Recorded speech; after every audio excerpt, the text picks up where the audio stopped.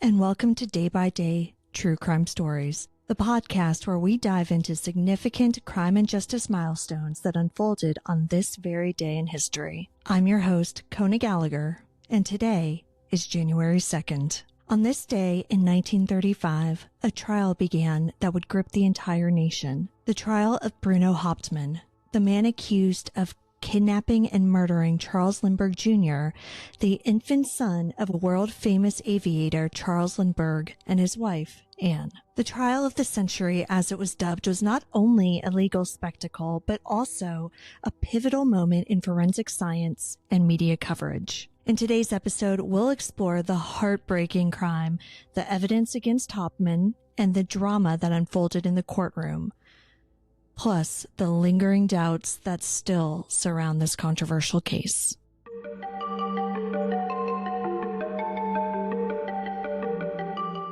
On the evening of March 1st, 1932, a crime shook the nation to its core. Charles Lindbergh Jr., the 20-month son of Charles and Anne Lindbergh, was taken from his crib in the family's home in Hopewell, New Jersey. Left behind was a chilling ransom note demanding $50,000 for the child's safe return. The crime scene left investigators puzzled. A homemade wooden ladder was found outside the nursery window, evidence of how the kidnapper had accessed the second floor. Inside, muddy footprints were discovered, but investigators couldn't uncover any usable fingerprints. The ransom note, written in broken English, read, "Dear Sir, have $50,000 ready. We will inform you where to deliver the money. We warn you for making any ding public or notify the police. The child is in gut care." End quote. Despite the Lindberghs following the ransom demands, the case took a devastating turn. On May 12, 1932, the body of Charles Lindbergh Jr. was discovered in the woods just a few miles from his home.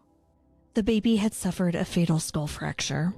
This discovery brought the nation's hope for a happy ending to a tragic end. The kidnapping became the most sensational crime of its time, sparking a massive investigation led by the New Jersey State Police under Colonel Norman Schwarzkopf Sr., but despite their efforts, the case stalled. Thousands of tips and leads were followed, but none brought investigators closer to the kidnapper.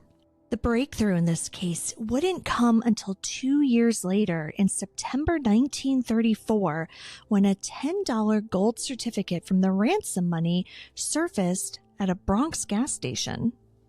Authorities traced it back to Bruno Richard Hauptmann, a German immigrant and carpenter living in the Bronx. When police searched Hauptmann's home, they discovered $14,000 of the ransom money hidden in his garage. Investigators also found a piece of wood that they claimed matched the ladder used in the kidnapping. Handwriting analysts compared the ransom note to Hauptmann's writing and declared it a match. Hauptmann was arrested September 19, 1934, and charged with kidnapping and murder. He insisted on his innocence, claiming the money had been left to him by a dead business associate. This man was named Isidore Fish. But despite his denials, the mounting evidence was enough to bring Hauptmann to trial. The trial of Bruno Hauptmann, quickly dubbed the trial of the century, began on January 2nd, 1935, at the Hunterdon County Courthouse in Flemington, New Jersey. A small town was transformed into a media circus as reporters, photographers, and curious onlookers descended, eager for a glimpse of the drama unfolding inside the courtroom. The stakes were enormous. The Lindberghs, beloved American icons, attended the trial in person. The prosecution sought the death penalty, while Hauptmann's attorneys faced the daunting task of countering a case built on powerful circumstantial evidence and a public that was already convinced of his guilt. The prosecution, led by Attorney General David Willents, relied heavily on the three main pieces of evidence: the ransom money found in Hauptmann's possession, handwriting analysis of the ransom note, and the infamous wooden ladder. Handwriting experts testified that the ransom notes matched Hauptmann's writing. Dr. Albert Osborne, a prominent handwriting analyst, told the jury, quote, "There is no doubt that Hauptmann wrote the ransom notes." Carpentry experts also claimed that the wood used in the ladder matched a plank from Hauptmann's attic.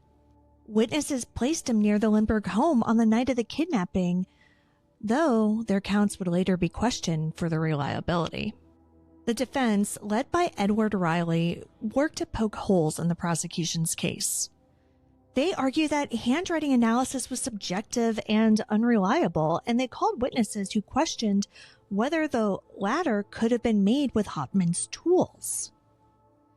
Hauptmann took the stand in his own defense, firmly denying any involvement. He insisted the ransom money had been left to him by Isidore Fish. Hauptmann declared, quote, "I am innocent. I had nothing to do with the kidnapping or the death of the Lindbergh baby," end quote. Despite their efforts, Hauptmann's defense faced an uphill battle. Public sentiment leaned heavily against him, and many thought that the trial's outcome was a foregone conclusion. On February 13th, 1935, after 5 weeks of testimony and 11 hours of deliberation, the jury did in fact find Hauptmann guilty of first-degree murder. He was sentenced to death by electrocution. Hauptmann maintained his innocence, but his conviction brought a sense of closure to a grieving nation. But even decades later, the case remains controversial. Critics point out that much of the evidence against Hauptmann was circumstantial. Handwriting analysis, a key component of the prosecution's case, is now considered less reliable than more modern forensic techniques. The claim that Hauptmann's wood from the attic matched the ladder remains disputed by experts who argue that the connection was anything but definitive. Witness testimonies placing Hauptmann at the Lindbergh residence are also later called into question, with some witnesses admitting to police pressure. Speculation about a larger conspiracy has continued to persist. Historian Lloyd Gardner observed, quote, "Hauptmann may have been involved, but the idea that he acted alone doesn't fully explain the complexities of the case," end quote. Hauptmann's wife, Anna, spent decades fighting to clear his name, arguing that he was framed. And while her efforts weren't enough to overcome her husband's conviction, it definitely kept the debate alive. The Hauptmann trial marked a turning point in forensic science. It demonstrated the power of physical evidence such as handwriting analysis and material matching, but also highlighted the need for more rigorous standards in forensic testing. Dr. John Jay, who's a forensic historian, later said, quote, "The Hauptmann case was a lesson in how forensics could be both groundbreaking and dangerously flawed," end quote. The case spurred advancements in forensic practices, particularly in evidence preservation and analysis, and remains a cautionary tale on over-reliance on unproven techniques. Bruno Hauptmann was executed in 1936, but questions about his guilt linger to this day. The Lindbergh kidnapping remains a reminder of the complexities of justice and the impact of public opinion on high-profile cases. And I think that we could think of a lot of more modern cases where these issues still come up. Thanks for listening to Day by Day True Crime Stories. Don't forget to subscribe and join me tomorrow for another fascinating case. Stay safe and take care of one another. Hey, you can do it!